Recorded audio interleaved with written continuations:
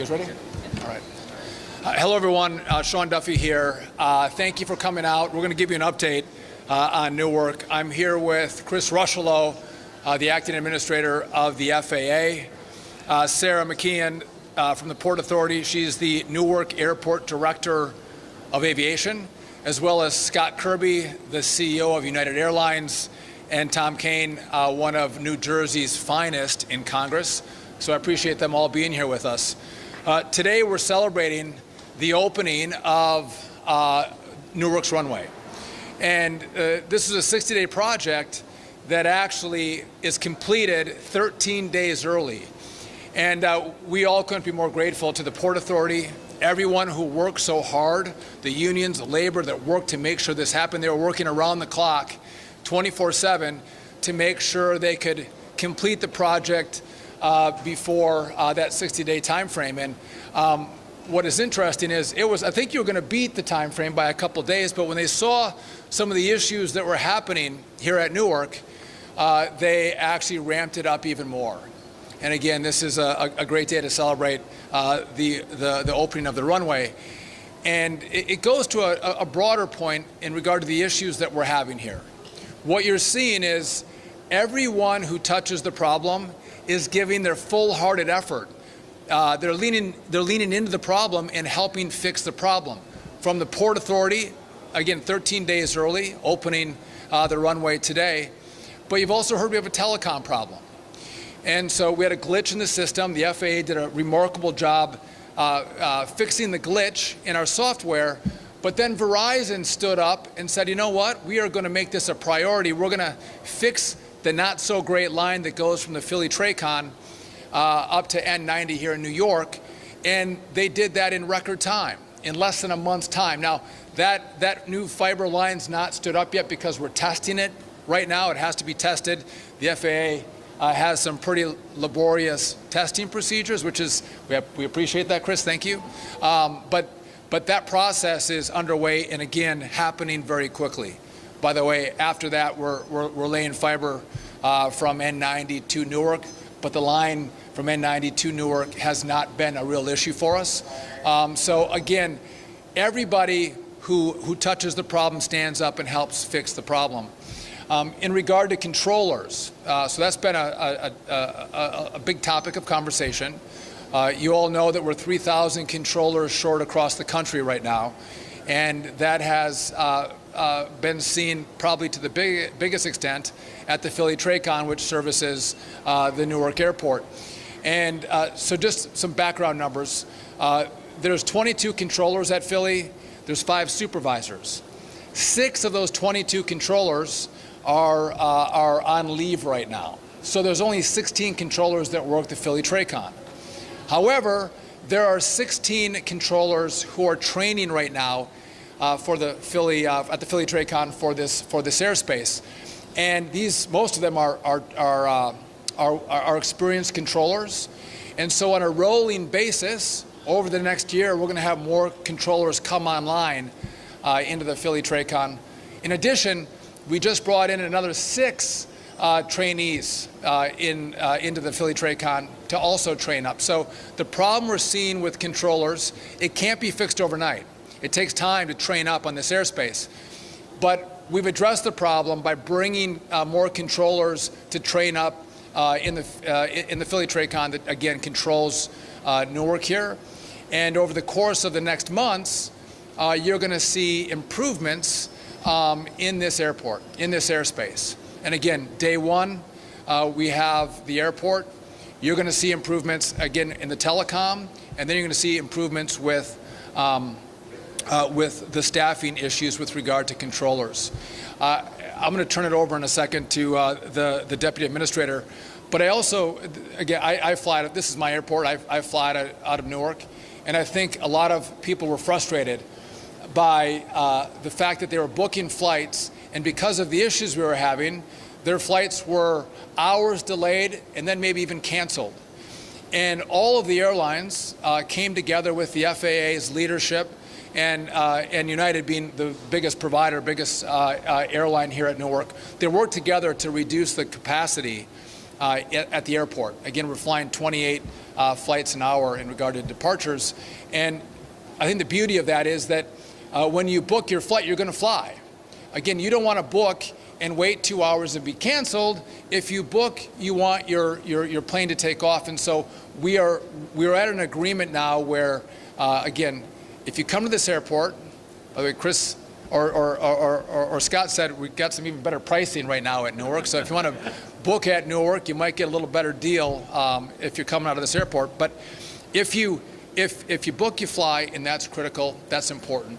And so the message I have for all of you is no one here has created this problem, right? The problem has landed on our laps, but I want you to know that you have every asset that touches the problem working together, coordinating, cooperating, collaborating to make sure that as a team we address the problem that exists at Newark. And by the way, we may see some of these problems happen at other places around the country.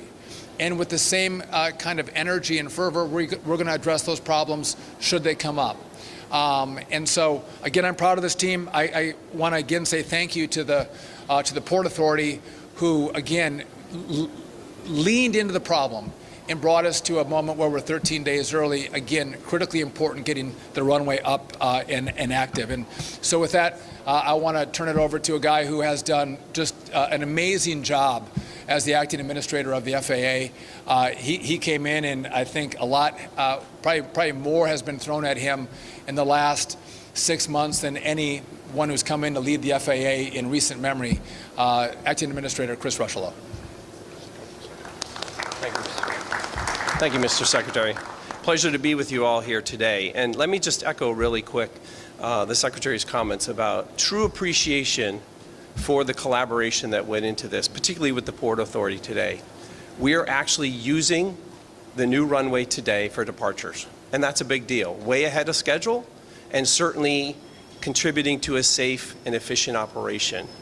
I would also say our next steps are we're going to have our technical operations people go out and certify that new runway for arrivals as well. It's going to take a little bit longer, simply because we want to make sure that the equipment there is certified, is flight checked, and so that's going to take a few more days. But we're really proud of that collaboration that brought everybody together to be able to utilize that extra runway today. I would also note that, as the Secretary talks about, a lot of the work that went into this in advance. So we're running a 28 arrival rate right now. Once we certify that extra runway with the new arrival instrument landing systems, we'll be able to move up to 34 rate arrival per hour.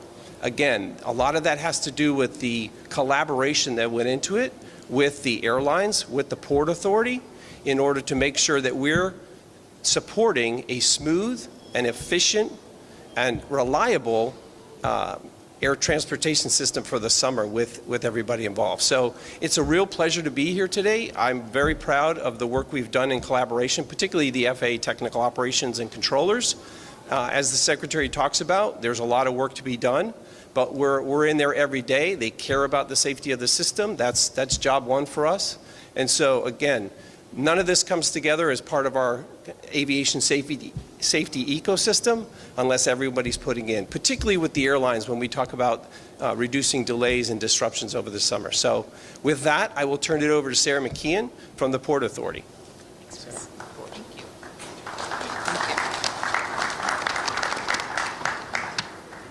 Good afternoon, everybody. Thank you so much all for being here.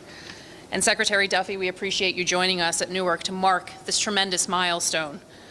I want to take a moment to really emphasize the incredible achievement of our Port Authority staff and our partners at Crisdell Construction, who completed this phase of the Newark rehabilitation of the runway project 13 full days ahead of schedule. It was no easy feat to get here. It took around-the-clock work. Literally 7 days a week of people, multiple crews, paving, milling, electricians, and Port Authority aviation, operations, maintenance, and engineering staff to make this happen. Thank you to all of you for all of your dedication and hard work over the last several weeks. With all of the runways that are now in operation at Newark, the FAA air traffic controllers have maximum flexibility to safely and effectively manage arrivals and departures throughout the system. As an agency, the Port Authority is committed to ensuring that Newark is a world-class airport. This is evidenced in part by our $3 billion investment in the award-winning Newark Terminal A and our upcoming development and replacement of the Newark AirTrain system. That said, our top priority remains returning Newark to its full operational capacity. We look forward to continuing to support the FAA and the Department of Transportation in their efforts to address the staffing and technology challenges that remain to restore Newark to its full operational capacity and potential. Thank you all so much. And with that, I'll turn it over to United CEO Scott Kirby. Sarah. Thank you all for joining us today, and thank you, Sarah, for the intro. Thank you to the Port Authority, Sarah, Kevin, wherever you are, for all the work to get the runway back and get it back early to help contribute to this being this airport realizing the potential that it has. But I also want to say a huge thank you to Secretary Duffy, Administrator Rocheleau, and the administration. The level of engagement that you see here today is unprecedented in my career. I've spent a career in aviation, sometimes, often working to try to get the FAA to support and help customers and help our operation. And the level of support and partnership that we've had, the very fact that you're both here with us today is a testament to trying to be partners and try to make the airspace and the airport not only safe, but work for customers around the country. And I think this is a seminal moment in the aviation infrastructure history that we're here with them today. So thank you both. I also want to thank all the employees, many of whom I see in the back of United Airlines, for what you always do. I have been through this airport 5 or 6 times in the last few weeks, and it's an inspiration to me when I walk around, because they know what I also know, that not only are they keeping our customers safe in conjunction with the FAA and the air traffic controllers, but they're doing a great job of making this a really reliable airport that our customers can count on. And in fact, for the period of time this year, for the almost 4 months of the year when runway construction wasn't going on, Newark has actually been the most reliable of the 3 New York airports, slightly ahead of both JFK and LaGuardia in terms of on-time performance and lowest cancellation rate. So they really are doing an amazing job taking care of our customers. And I really am excited today, as challenging as the last few weeks have been, and they have been tough, that the future looks brighter for Newark than it ever has in my career. The things that we have been asking for years to make this airport operate reliably for customers are now being done. The administrator talked about the number of flights that we have at the airport, and while we at United would love to schedule more flights, we can only schedule as many as the airport can handle. And so having the infrastructure right, having the staffing right at the Telecom, at the tower, and in the centers, but also having the airport realistically scheduled is the key to letting this be the crown jewel that it really is for not just United Airlines, not just for New Jersey, but really for the entire country. Because Newark, the United Airlines hub here, actually is the largest single airline international gateway, particularly to Europe, of anywhere in the country. It really is a crown jewel of Americans visiting and seeing the world, and for people from around the world to come experience this country. So a huge thank you to everyone. We are glad to put this in the rearview mirror, and as I told you, customers can not only book with confidence. We did get well behind on bookings because of the perception issues around Newark recently, and so that means more seats are available, which means that the fares are better than they're probably going to ever be in the years to come. So now's the time to book your vacation. If you want to go to Europe or you want to head across the country, now's the time, because you're going to have not just a good value, you're going to have great people of United taking care of you, but you're also going to have an airport that is likely to be the most reliable of any of the New York airports, just like it was before the runway construction, for the remainder of summer. So thank you all for joining us. And with that, I'll turn it over to a congressman from this great state, which is a crown jewel for us and for the country, Congressman Tom Kean. Thank you. Thank you. Thank you. Thank you. It's good. It's great to be with you here with the Secretary here with the leadership of the wonderful organizations. If New Jersey, the region, and the United States are going to be successful, Newark Airport has to be open. It's that simple. And this great partnership that came in 13 days early is going to be a real benefit and a real focus for other airports to follow their lead. The Port Authority did a phenomenal job. The FAA, DOT did extraordinary jobs. That partnership, as well as with the private sector, with Verizon, as well as with United, making sure that the communication was key. Infrastructure has to work. The timing has to be predictable, and together we can make sure that safety is paramount, but we can make sure this stays open and make sure we have the funding from the federal level as well. Thank you.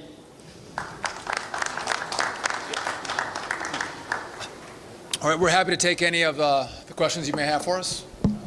Yes?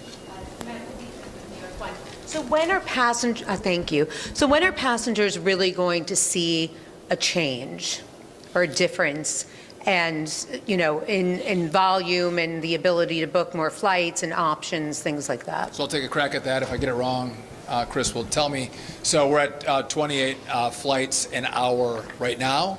Once the runway gets certified, we're going to increase that to 34 flights an hour. So you're going to start to see that, and that's going to be the 9th or 10th. We think it's going to be certified, so a little over a week.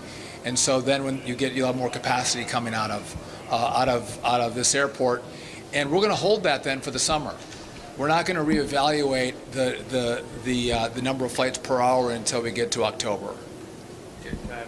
Yeah. I'll just add that from a customer perspective, what's selling right now is that 34 flight. So if you book, you can have confidence that the selling schedules are equal to the 34 that the Secretary said, so you can book with confidence. Yes. Hi, Katie Corrado from Pix 11. So you had to, particularly United, cancel flights voluntarily, and that is with one runway down. So now that you've added this runway back, can you start adding flights back? Is that in the foreseeable future? They are. So the schedule is now built starting June 15th at 34. It's 28 until then, but the airport's going to easily be able to handle the 28 because the runway's back early. But once it's back to starting June 15th, the airport is scheduled at 34 per day. And again, that's what's in the selling schedules today. So if you're buying a ticket this summer, you can have confidence that that's the schedule. And I think we'll be able to gradually ramp that up by the time we get out to October and look at the data. But we're confident. And the other thing that United has done is fly bigger airplanes. So we'll have fewer flights. We have fewer regional jets, and we're flying bigger aircraft in to keep the number of seats for customers similar to what it was before. But the schedule is now set. Okay. Just to add to that, we had three problems. One, the runway was getting rebuilt, and again today we're celebrating 13 days early. We had a telecom issue. That new fiber is laid, but it has to be tested. And then we have the staffing issue with air traffic controllers. So all of those things on a rolling basis are going to come online, and as that happens, we're going to be able to expand the capacity of the airport. But again, you can't snap your fingers and make it happen really quickly because these things take longer than a week or two or even a month. Yes. Secretary, can you, I have two questions. One is the fiber that got laid and is getting tested. When do you expect that to come online? So I don't want to overpromise and underdeliver. So we're looking at it, but our hope is at the end of June, early July, we can switch it over. Okay, and then By the way, that's the line from the Philly Tracon to N90, and that was the problem line that we had for radar, for telecom. For telecom. Okay.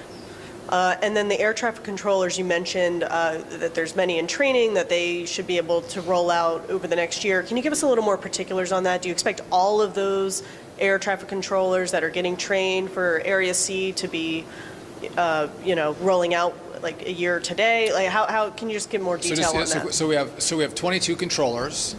6 are on leave right now.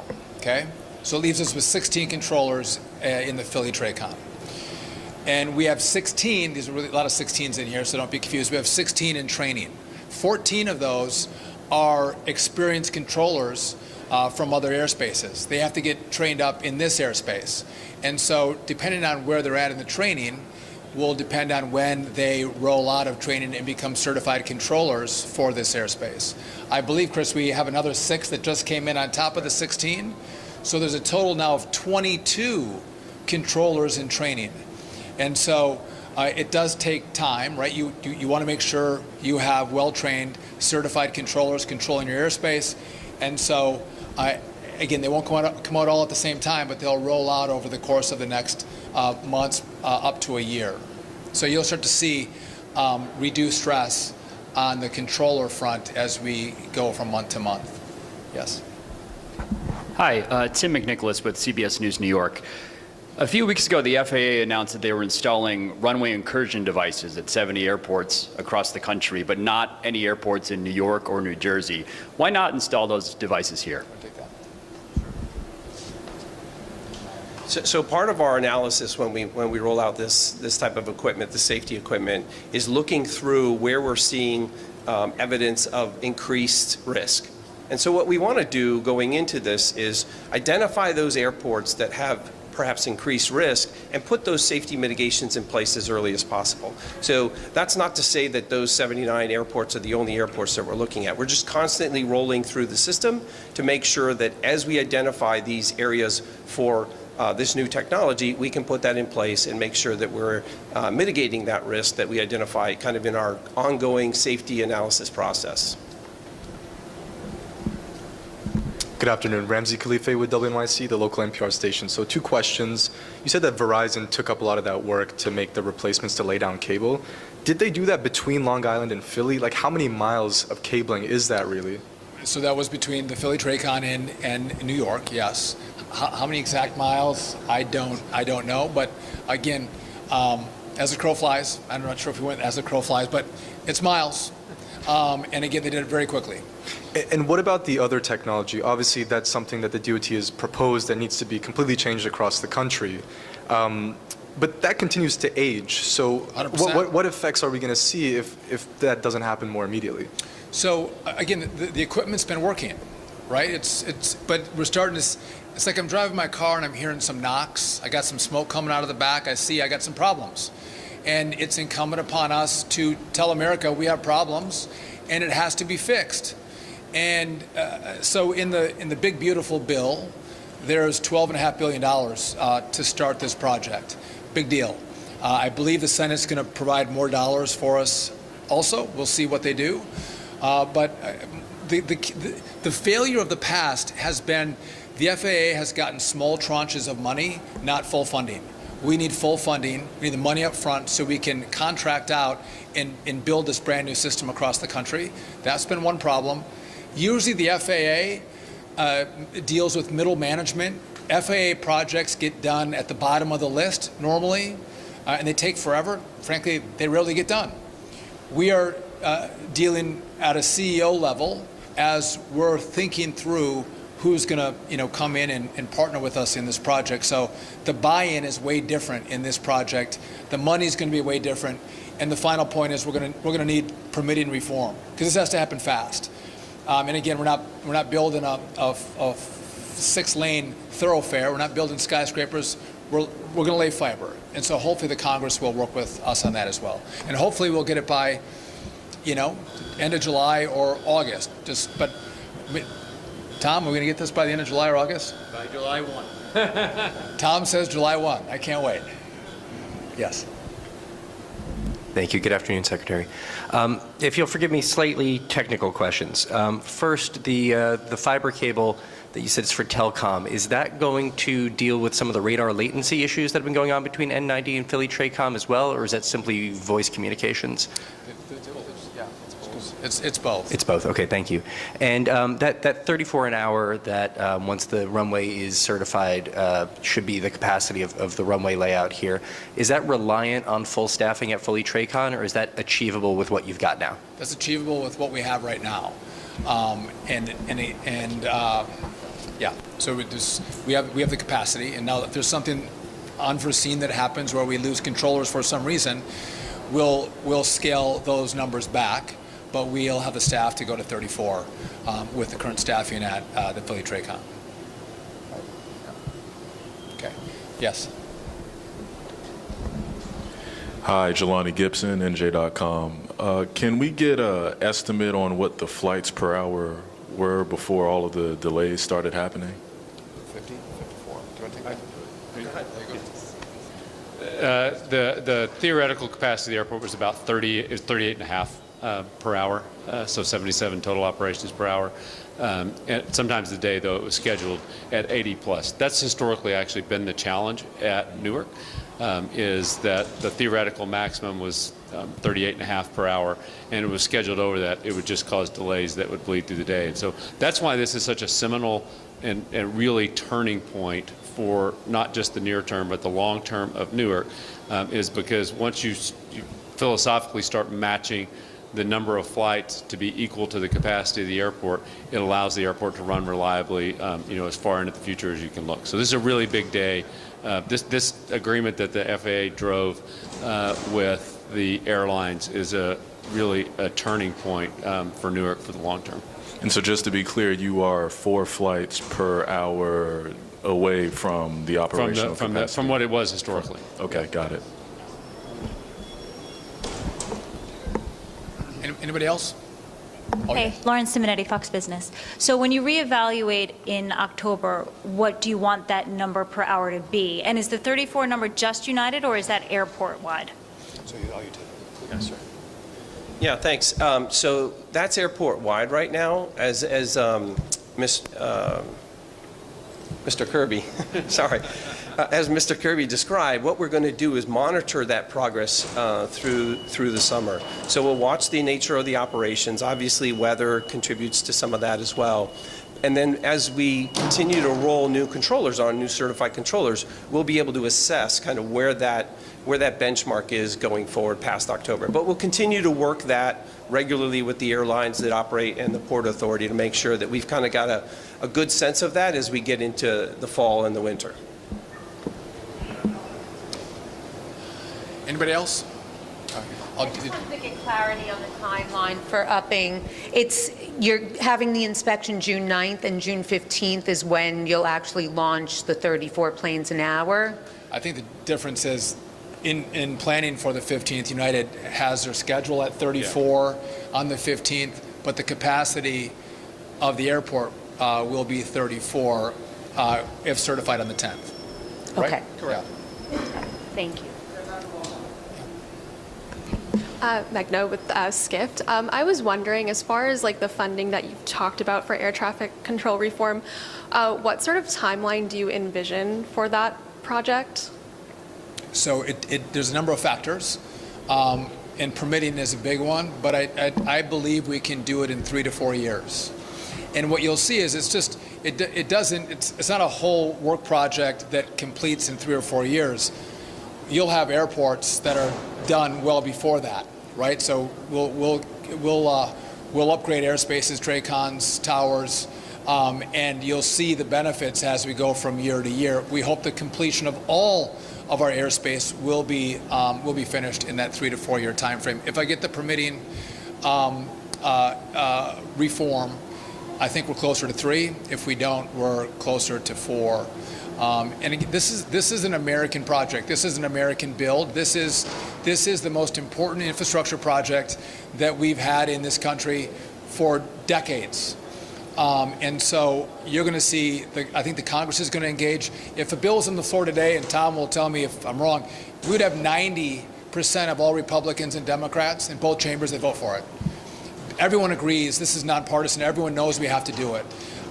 What vehicle does the money get on in Congress to get it to us? That's why I left Congress. Maybe I'm not going to figure that out. But they want to do it, which is really important. And again, the companies that are going to work with us, they are going to work with us at the top level. And again, this is more like DOD. How they get their work done, it's a priority. We're going to be a priority, and that's going to mean we can do this in record time. And just the last point I'll leave you with is, as we think about all the runway, And again, it's not going to be certified for landings until the 9th and 10th. We care about safety. We want you to get to where you're going. And again, we might slow down flights. We might take time to certify a runway. We want to take time to certify air traffic controllers in the Philly TRACON. We don't want to rush anything. It's doing it the right way is what's key, so you feel that the system is safe, and we know the system is safe. And so again, Scott does not like flights delayed. I don't like flights delayed or canceled, but we will do it if we don't feel like the system is safe or we have enough controllers or there's an issue in the airspace. We slow it down or we shut it down. And I always get the question, is it safe to fly? Yes, it's safe to fly. And it's because we have such a great team that focuses day in and day out on the flying public safety. And so with that, I want to thank this team. I want to again thank the Port Authority for all of your work. Again, amazing how fast they worked around the clock to make today happen. And with that, thank you all very much.